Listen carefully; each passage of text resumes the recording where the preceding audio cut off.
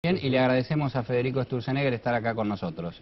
El hombre de la semana. Un placer, muchas gracias, muchas gracias. Bueno, estuvo cerca, Cristina, de nombrarte porque tu declaración diciendo aquello de devaluar un 40% del dólar oficial, encendió la polémica, hizo mucho ruido. ¿Cuál es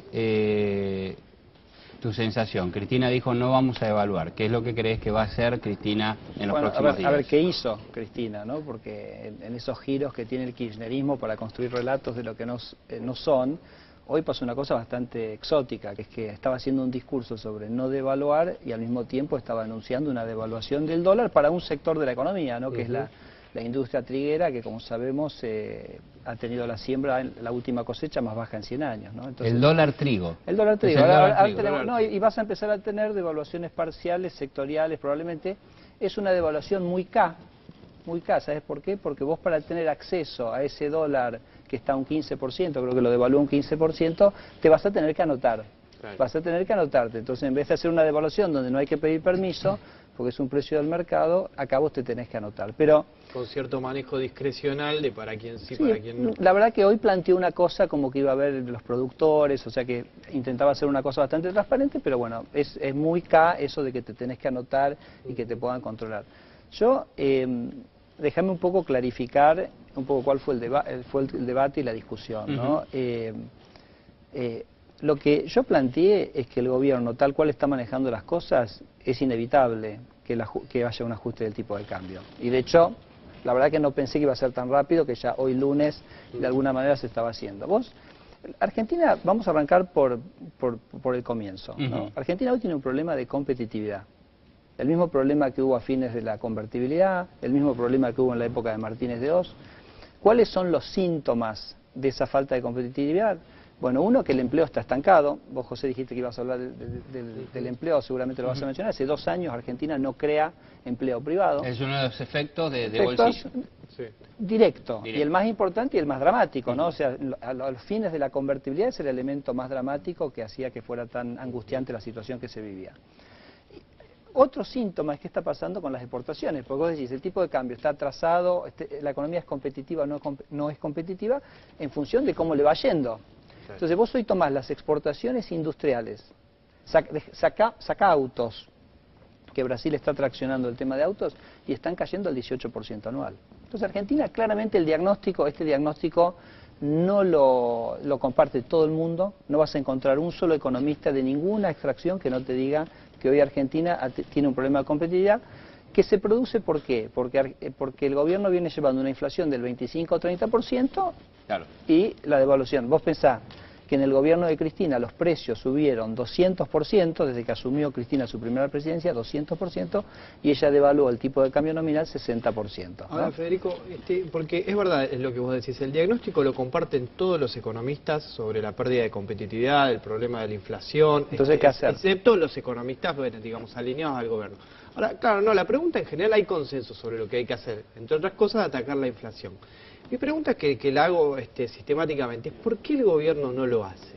No, el gobierno no ataca la inflación porque necesita esos recursos para la construcción de su armado político. O sea, ¿por qué aumenta el gasto público? En la época de los K, los impuestos que nos cobraron subieron 10 puntos del PBI. 10 puntos del PBI. Sí. Y después, como eso no alcanzó, empezaron a recurrir a la emisión monetaria. ¿A dónde van esos recursos? La verdad que si vos me decís va a bienes públicos, va a infraestructura, va a educación, va a mejores hospitales, la verdad que no se ve mucha mejora en Argentina. Entonces va a la construcción de un armado político. Vos, Fernando, más o menos lo dejaste intuir en tu editorial. Entonces ese es el motivo por el cual el gobierno no baja la inflación. Ahora bien, ¿qué hacemos con el tema de la competitividad?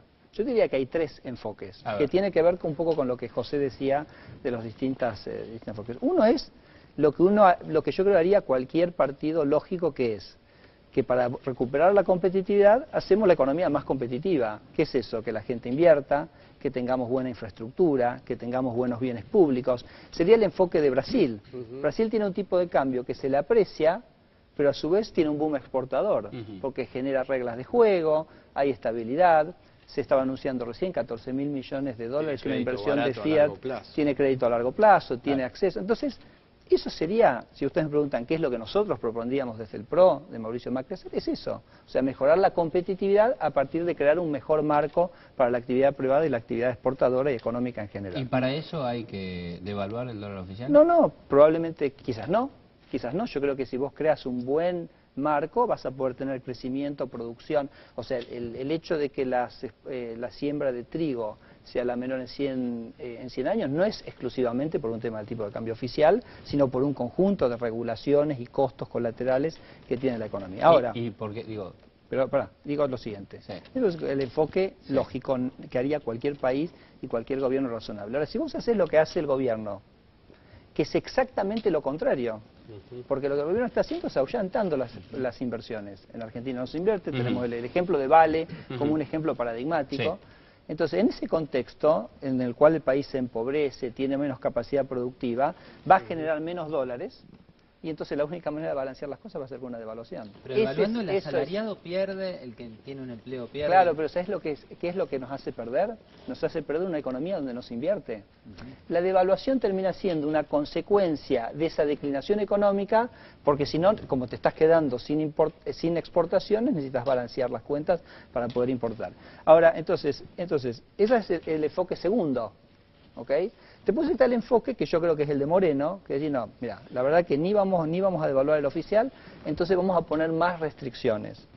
Poner más restricciones es en cierto sentido devaluar, porque cuando vos a una persona no le dejás comprar los dólares, por ejemplo, para importar, es como que le estás diciendo, es infinito el valor. ¿Okay? En este contexto, digo, vos sos economista, tenés una larga trayectoria, sos titular de un banco importante, ¿qué le aconsejarías a la gente para cuidar los ahorros?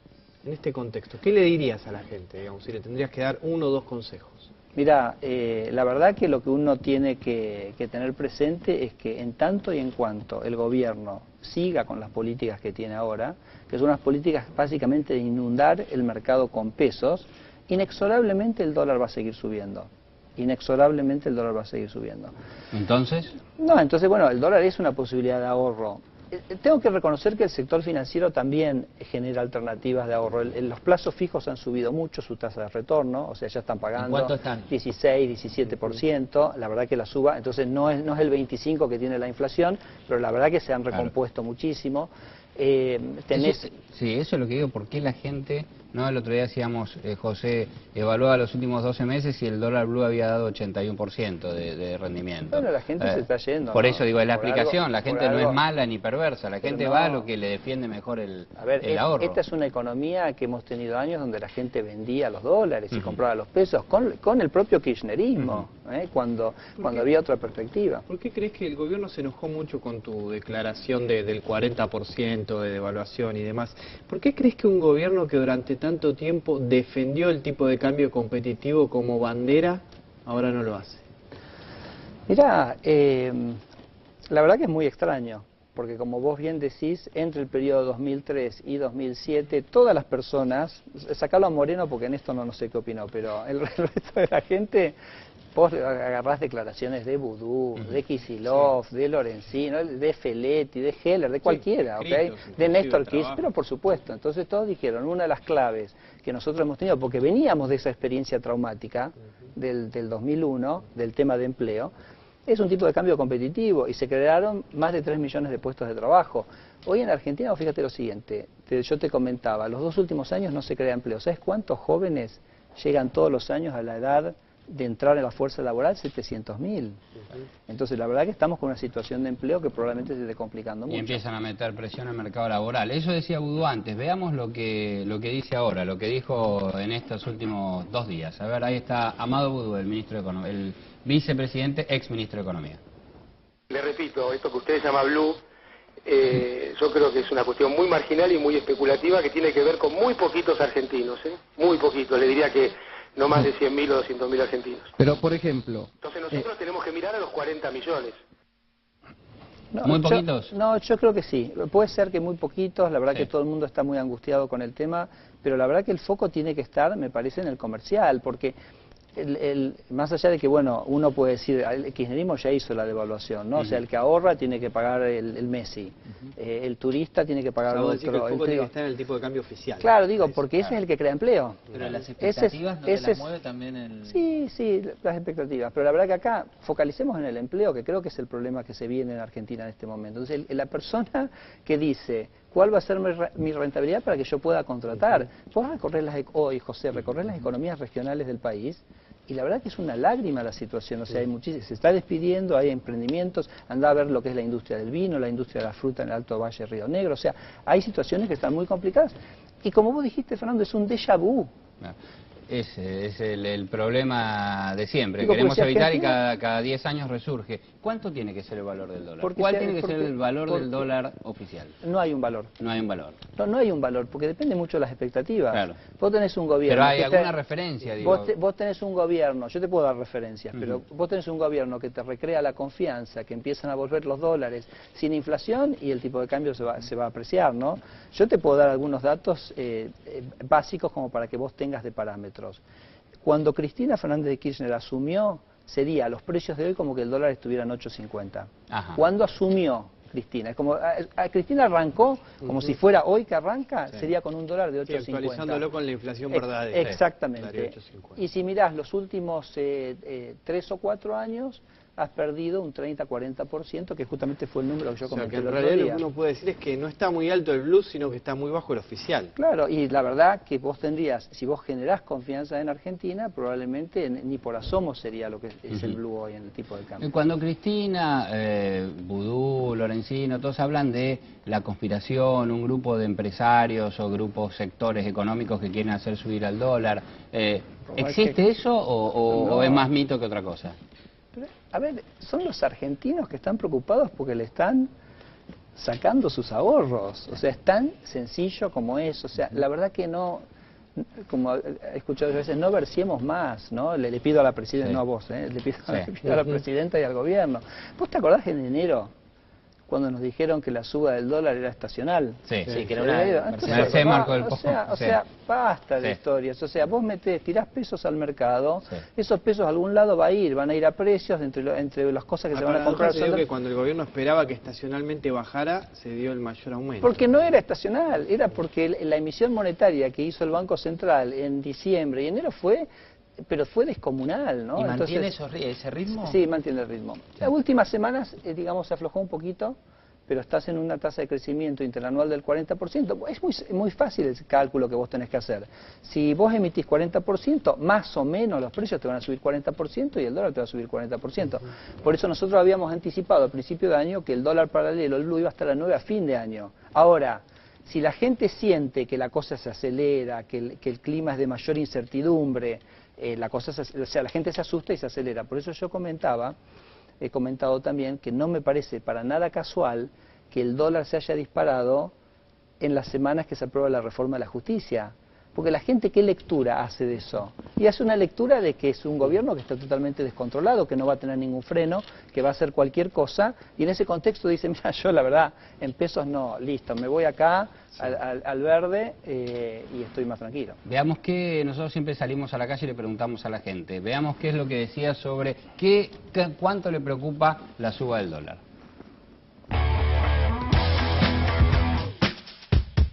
Y sí, ¿cómo que no? Si es lo que nos maneja todo. Porque la economía, el peso no vale y nos manejamos con el dólar. No, porque no vivo del dólar. Me preocupa la devaluación del peso. Me preocupa el hábito cultural que tenemos, que para preservar nuestros ahorros mucha gente tenga que recurrir a esas cuevas de ladrones que son los del dólar paralelo. Me preocupa porque se ve reflejada en los precios y la gente lo nota también.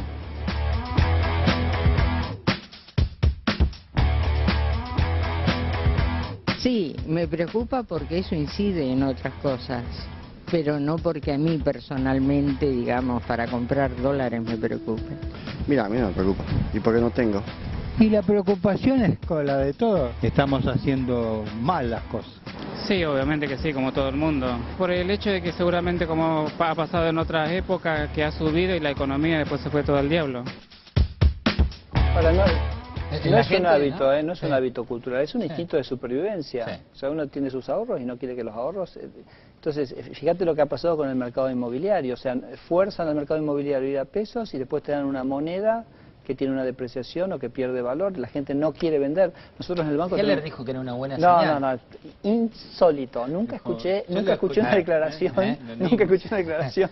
Pero aquí la tenemos. ¿La tienes? Aprovechemos para que la gente la vea. Carlos Heller, diputado. La quiero ver. Bien, ahí está. Esto es lo que decía Carlos Heller. A ver. La caída de la venta de inmuebles es un dato positivo, lo tenemos en placa. Esto es lo que decía el diputado en una entrevista a Página 12, Claro, fue en gráfica. Explicó que lo que quería decir era que la gente no estaba convalidando precios en dólares. Terminaba el dólar como referencia. Pero la verdad es que la declaración es al menos curiosa. Yo tengo 1.600 créditos hipotecarios dados y que la gente no encuentra propiedades. Entonces le voy a decir que hablen con el señor Heller a ver si ellos también piensan que es una cosa tan buena, ¿no? Porque no encuentran quién les vende. Se entiende lo que estoy contando, ¿no? Sí. Fueron al banco, les dijimos sí, ya están calificados, tomen, acá está la plata, pesos, y no encuentran quién les vende una propiedad. Y se le van desvalorizando a medida que pasan los días. Una pregunta, otro de los fantasmas en general desde los cuales acusa el gobierno es el tema de, bueno, son los sectores neoliberalismo, conservadores. ¿Sos neoliberal? Económicamente, ¿sos de la escuela neoliberal? ¿Sabes que no sé lo que quiere decir eso? Si vos me preguntás si yo creo que los mercados son buenos para asignar los recursos, te voy a decir que sí. Me parece que el Estado muchas veces es una trampa, el Estado muchas veces hace las cosas mucho peor que el mercado, y además es una gran fuente de corrupción. El Estado, ¿no? Que hay ahora donde hay un montón de mercados donde el Estado tiene que intervenir, también te voy a decir que sí. O sea, uno de los elementos fundamentales que tiene que tener un Estado es preservar la competencia. Entonces, eso es la clave, porque un mercado te va a funcionar solo si es competitivo. Ahora, muchas veces, fíjate qué cosa curiosa ocurre, que el Estado, en vez de promover la competencia, te restringe la competencia. Te doy un ejemplo puntual. Se nacionaliza Aerolíneas Argentinas y entonces de lo único que se encarga el gobierno es de ver que las otras aerolíneas no le puedan competir. Entonces eso es exactamente, o sea, es doblemente contrario. ¿De larga distancia? Mira, ese es un tema muy complejo, interesantísimo. Tiene que ver, por ejemplo, con lo que fue la reforma del mercado de lo comercial en Brasil, que es que en Argentina, y también así era en Brasil, después Lula, que no, creo que neoliberal no es, ¿ok? No, Lula, pero una vez Néstor Kirchner me dijo a mí, me dice, está cada vez más menemista, más liberal. Mira, te cuento, en Brasil hay lo que llama una banda tarifaria, o sea, no se le deja a las aerolíneas cobrar por fuera de una banda. Acá también. Acá también. Entonces la banda esta de acá abajo está puesta para que el avión no pueda competir con los micros de larga distancia. Ese es todo el debate que se está dando ahora. ¿Qué hizo Lula? Lula dijo, no, esta de acá no, muchachos. Si vos querés cobrar, entonces se desarrollaron en Brasil una cantidad de aerolíneas, de las cuales Gol es el ejemplo más, de que son de bajo, ¿cómo se dice? De bajo costo. Y la cantidad de gente que viaja en avión en Brasil se multiplicó por 4. ¿Okay? Entonces, es el tema. Pero fíjate que cuando el gobierno dice yo quiero una banda, también está restringiendo la competencia. ¿Por qué no le deja a las aerolíneas cobrar menos? Y en Argentina está prohibido. ¿Sos neoliberal o no? No sé lo que quiere decir, Fernando. Te juro que no sé lo que quiere decir, porque creo que hay. Alguno del gobierno ya va a salir a explicar. Porque creo que hay un montón de áreas en las cuales el gobierno tiene que intervenir. Hay situaciones de monopolio donde el gobierno tiene que intervenir inexorablemente. Hay bienes públicos que los tiene que proveer. Creo que estamos haciendo un desastre con los bienes públicos. O sea, esta es la única década en la historia argentina donde están cayendo el número de chicos que van a los colegios públicos, ¿no? Entonces, hay un montón de bienes públicos donde tenemos que focalizar la atención y proveerlo. Y hay cosas que es mejor que lo hace el Estado. A ver, fíjate Suecia. Vamos a hacer un ejemplo de Suecia. ¿Por los impuestos? Por la no, digo que Suecia no se lo ve como un país, digamos, como Hong Kong o como Estados Unidos, etcétera. ¿Qué es Suecia? Suecia es un país donde vos tenés una economía de mercado muy vibrante, muy abierta, muy competitiva, donde tenés un sector público muy sólido, muy honesto, muy eficiente, y donde tenés una estructura tributaria, esto lo hemos discutido en este programa, que redistribuye ingresos. de los más ricos a los más pobres, ¿no? Entonces, por ejemplo, el impuesto a las ganancias es el impuesto fundamental que tiene Suecia, mientras que en la Argentina el impuesto a las ganancias lo paga solo el 10% más rico de la población. No te conocemos hace mucho tiempo, sabemos que sos que no sos un ortodoxo, que tenés algunas por la heterodoxia y que estudiás el trabajo del Estado en la economía y todo eso, y que lo has hecho mucho tiempo. Lo que digo es... No me parece que suma, Fernando, plantearlo eso. Discutamos políticas concretas. Por ahí Macri, digo, Mauricio Macri. Y mucho menos Mauricio Macri. Ajá. Mucho menos Mauricio Macri, que reniega totalmente de las ideologías. Reniega totalmente de las ideologías, piensa que es una cosa del pasado, piensa que es una cosa que no suma. Vamos a hablar de gestión y vamos a hablar de políticas, porque yo te cuento que, por ejemplo, déjame darte un ejemplo, Mauricio Macri es el único jefe de provincia, en nuestro caso jefe de gobierno, que ha copiado, por ejemplo, las políticas de Rafael Correa en Ecuador en términos de educación. ¿Qué ha hecho Rafael Correa en educación? Ha dicho, miren, señores, vamos a lo siguiente, con los chicos no se embroma. El profesor que tiene que estar delante de un aula tiene que saber lo que hace. Entonces les tomó un examen a todos los profesores. A los que no pasaron una cierta nota les dijo, miren, ustedes no pueden enseñar. Se van un año a capacitar y les voy a tomar un examen a fin de año. El que no pase ese examen se va a su casa. Entonces digo, si nosotros estamos replicando, ¿qué es eso? ¿Qué ideología es eso? ¿Sabes cuál es la ideología? Es la ideología de pensar en la gente y gestionar bien el Estado, nada más. Esa es la única ideología que vale. Tiene que decirle eso, Macri, cuando se pelea con los docentes, los gremios, decirle yo vengo con el modelo de Correa, a ver qué... Pero se lo hemos dicho y claro, quedan todos los muchachos que un poco desconcertados, ¿no? Pero no, o sea, digo, no hay, digamos, acá hay buena gestión y mala gestión. Saquemos la ideología porque realmente no va a sumar. ¿Vas a la tapa del diario? Sí, por supuesto. Además Cristina te la dejó servida. Te voy a dar título y subtítulo. Muy bien, una bajada. Me encantó. Escúchame, Goñi ¿está ahí todavía esperando? Está Goñi esperando. No lo podemos ver, pero te está escuchando. ¿Listo? ¿Ponemos? Ahí está, el título del cronista que hace... Espera que esto se mueve mucho. Sturzenegger, yo te lo tengo, no tengas problema, así, mirá. Cristina es el sujeto del título... Cristina devaluó. Después dicen que es neoliberal, es zurdo. Neoliberal no es zurdo. Devaluó 15% el dólar, trigo. Es el título. Cristina devaluó 15% el dólar trigo, es el título de Federico Sturzenegger. Espera, tenemos dos subtítulos. ¿Querés poner dos subtítulos? Dos subtítulos, ¿ok? Vamos a ver. Y capaz que lo dejamos y mañana ya lo publicamos. Lo dijo en un discurso. Exacto, lo dijo en un discurso. Donde